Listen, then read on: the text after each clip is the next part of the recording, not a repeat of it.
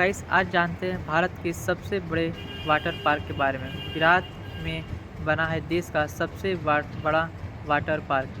Water park आपको गर्मियां आ गई है, ऐसे में ज़्यादातर लोग किसी हिल स्टेशन पर जाने की प्लानिंग कर रहे हैं। अगर आप भी कभी किसी ठंडी जगह पर जाने के बारे में सोच रहे हैं तो हम आपको ऐसे एक वाटर पार्क और हिल स्टेशन का ऑप्शन दे रहे हैं जो आपके वाटर पार्क अपनी छुट्टी मज़ेदार बना सकते हैं।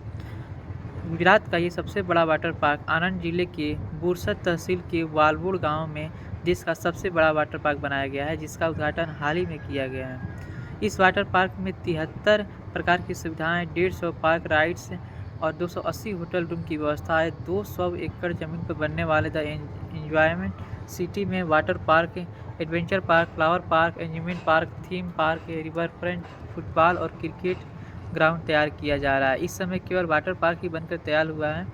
Adventure park, theme park, amusement park को अलावा फ्लावर पार्क की भी व्यवस्था है। इसके अलावा आपको पार्क में कई म्यूजिकल प्रोग्राम का भी लुत्फ उठा सकते हैं। यह पार्क देश का सबसे बड़ा वाटर पार्क में लिस्ट में सबसे नंबर 1 पर आ गया है।